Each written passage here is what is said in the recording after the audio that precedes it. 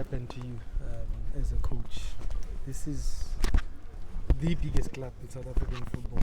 We can debate that, but that's a fact, unfortunately. You don't have to go back too long. I mean, I only retired 4.5 years ago, and I was already started coaching in the youth while I was still playing. And then got the opportunity to coach in the reserve league, and then all of a sudden you don't have a club anymore. But through relationships and through maybe you could say good work, or through people noticing the good work that you're doing, you got the opportunity to come to this great institution, to this great club, and to get to an Africa, to get to the Champions League final. To get that opportunity and that experience with a club like Kaizer Chiefs. I mean, those are kind of experiences that you can put in the bank.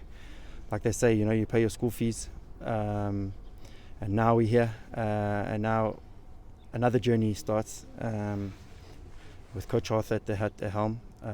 Like I said earlier about our relationship and how far we go back, playing against each other, playing with each other in the national team, and then coaching GDL and then coaching in the reserve league, and then assistants together, working together, and now now we have the opportunity to steer the ship, and something that we're excited and looking forward to. Like we say, we know the challenges. It's a huge journey ahead, but something we're looking forward to. And Coach spoke about pressures. I mean, I was lucky enough in my experiences as a player. I played for teams that had pressures of getting relegated, and I played for teams that are winning the league. So those are two very different pressures that experiences that I've picked up along my playing career. And yes, coaching is different because the players step over the white line, and your control over those players it becomes less. Whereas a player, you step into the pitch, you can deal with it yourself. So that's the difference. But like I say, huge opportunity. The chairman, the board, and everyone in the club, huge support behind us. They've shown their faith and the belief in us, and we're ready. We're ready for the task ahead. And 7 years without a trophy, do you think you can speed up the process to win your first trophy? I think if you start looking backwards, that's going to be your problem right there, because when you're moving forwards, you want to concentrate on what's ahead of us. Getting in players, getting the right players, having a good pre-season, which we haven't had for the last 2 years since we've been because of the Champions League and the challenges we had before with regards to the ban before that. So looking forward to a new start, 6 weeks of preparation, giving the opportunities to MTN8, and then a good start, and that's what we have to look forward to. I think we have to focus more on that than what has come and what has happened before. We know the pressures, like I said. As much as we say yes, we want to believe in the process, but we know that you don't start well, and the pressure can be already there. The big club and expectations are huge from our fans. But we're going to give them a quality brand of football, that's for sure.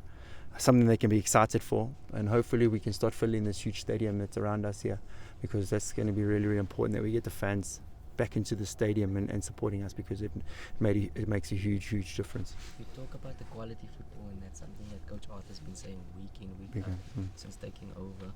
And you now mentioned that you have full control as head coach and assistant coach.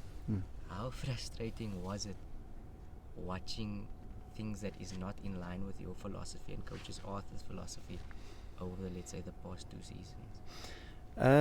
You must remember that we were assistant coaches, and assistant coach is exactly what it is. The head coach has his philosophy and the way of playing.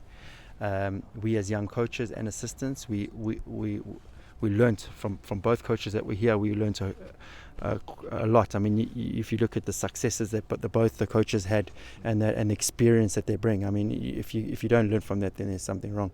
When we talk about playing philosophies, yes, every single coach is going to have his own way of playing and style of play and methodology and so forth. But I think the important thing, like I say, if I go back to the experiences, we were assistant coaches, and you assist the head coach in what he wants. The head coach is there to steer the ship. And when you get an opportunity to be a head coach, and when you obviously will implement your ideas and philosophies. But as you know, it's not about is not only about the head coach. It's about a technical team. You see how important technical teams are playing around the world, and how much staff that clubs are having, and how important that's becoming. That everyone specializing in their field has a huge input, and the head coach is there to lead, and Coach Arthur, as you've seen, whenever he's taken over, he's led the process. And guided the process, which has really, really been important, and that's why I think we had a little bit of success here and there. We had our challenges, obviously, with COVID and everything, but Sheppy, you a lot is always spoken about, the synergy between the head coach and his assistant. You have to be people that believe in the same philosophies and everything else associated with how the job is supposed to be done. And there appears to be that connection between you and other that maybe wasn't there previously, with the head coach and assistant. How have you developed that, and how much of help do you think it's going to be going forward? I think it starts off, and if you're going to your philosophy and your style of play, if I'm talking personally for myself, I grew up School of Excellence, top Ajax. I always played with the ball. I loved the ball. So when our team plays, we're always looking at how much more control can we have over the ball. So that's just a personal philosophy. So if you go to coaches, and some coaches, they have to do what they do, their beliefs in wanting to win football matches, and sometimes style of play and sometimes can be compromised, and that's up to the coaches. And yes, there's a huge synergy between Coach Arthur and I. Like I say, we're very, very close. We spend every day 12 hours a day, Monday to Friday. We're with the first team, then we go to the academy. We're involved in the process of the kids at school. We're involved in the process of their training, with all the kids. I did the same thing when I was at my old club. It was my passion, because young players, how important. We always talk about our development and our grassroots, and we talk about all these things. And I was in a project that was very, very successful, that brought out the likes of the Stephen Pienaars, the OJs, and all these players. So that's where I feel our passion is, and that's where the synergy comes from. And maybe the philosophy, that's why we maybe we're closely aligned. Like I say, we spend a lot of time together discussing football, talking football. So yeah, going forward, I think that's where it's going to be important. Our relationship, like I say, we're very close, and that's before that we even talk about the football side. So, the trust, which is important. I think you've got to have trust in your, and when he leads the process, he allows, for me to step in and other people to step in from the technical team, take control. Sometimes that's very, very tough on senior coaches that have had the reins over the years. They like to control quite a lot, so that's a little bit different. Maybe that's also a little bit difference between older and younger coaches. I'm not sure, but yeah. And then Sheppy, tell me something. Obviously you've been as a player. You were exposed to a whole lot of different things. You came through a proper development structure as a player. And you went on to play in Europe. And along the way, there's a lot of information that I'm sure you absorbed, that informed you that, I can also go on and make a difference, somewhere, somehow, past my playing. At what moment did you realize that, this is something that I really wanted to? When I broke my leg, funny enough, 28 years old, looking forward to a World Cup that never came. I realized how hard it took me to get back to 60%. I think I got back to 60%, but played another 10 years. I was very, very blessed. But I think from that moment you realize that it can be taken away from you so quickly.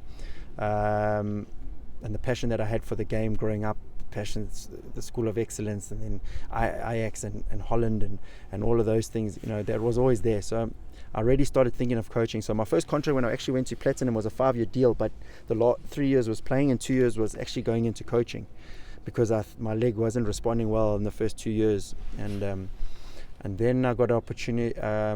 Then I started playing, funny enough, and my legs started getting better. And then like the coaching kind of drifted.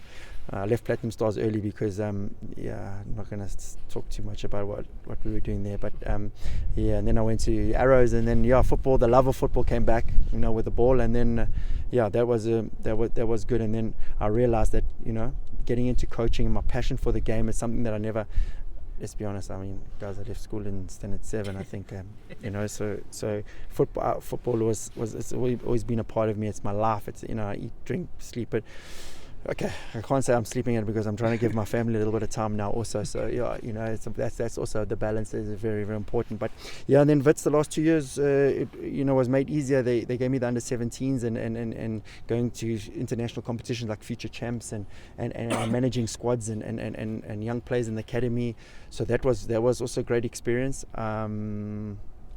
And then obviously progressing after that. So the passion and for youngsters, because we always say, kids that come through, there was a number out the other day in Newcastle United, 1% of youth academy players make it into the professional ranks, and it's 1%.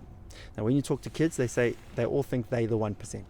It's amazing. They all think they're the 1%. But the reality is when a kid is on the street and he came through and you never had the life skills and you had your hands on that kid, and you see him battling like that or on the streets and stuff, and you've played a role in that. So we try our best when it comes to that. It goes back to the passion and the coaching and the youth. Trying to do our best to make sure that the kids become a success.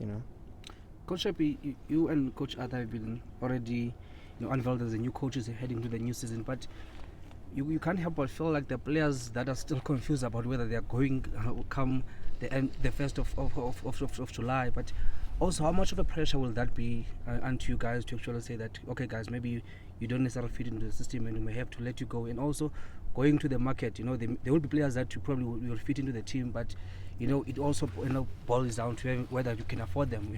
So the sort of pressure that come with releasing players as well, has that started already, and also the one that's getting players to the club? Yes, obviously that has been discussed. Players out, players in, very important. Recruitment is going to be very important. If we're talking about style of play, we're talking about Kaizer Chiefs, and we're talking about identity, the types of players that we get in. You're not going to be able to release 17, 18 players. You know what I mean? It's not a reality. So there's a process. And I think our management is dealing with that process really, really well. We're not having off. There's no time to be off. The work starts from today. So we're going to be back in the offices and making sure that come the start of pre-season, we're more or less close to hopefully getting players in, because we don't want to be getting them in at the end, because then it kind of ruins the preparation and where we want to be at when we come 6 or 7 weeks after pre-season. So hopefully we're close enough to what we want, and it's going to be it's a process over maybe a couple of windows. You're not going to get everyone you want, players, and as soon as Chiefs comes to the mark, what happens? And we have to have different strategies. You can't, we're never going to out-muscle certain people, so that's the reality, and we have to strategize, and we have to be clever in the way we do things, and hopefully we, like I say, come end of pre-season, we're close to getting started in a good way. How much do you credit Coach Gavin for where you are right now? Huge credit. Gavin gave me my debut at 7 Stars when I was 18. I played 25 games in my first season. Funny enough, he said to me, listen, you're playing the next 5 games, it doesn't matter what you're doing, you're playing the next 5 games, so just get out of your head. So played those 5 games, they weren't the greatest, but 25 games later in that season, and that was the start of my career. So he did play a huge role, and also in the coaching. When I came to the end of my contract, he told me, you're retiring. I said, no, okay. Remember, it was at the stadium against Chiefs. We were down in the league, 2016-2017 season. And he said, no, you're retiring. So I said, okay. I thought I could play to 40, to be honest. But it is what I was already in the coaching. So it made the transition really, really easy. And then he said, come work with me as a second assistant, and you can be the coach of the DDC.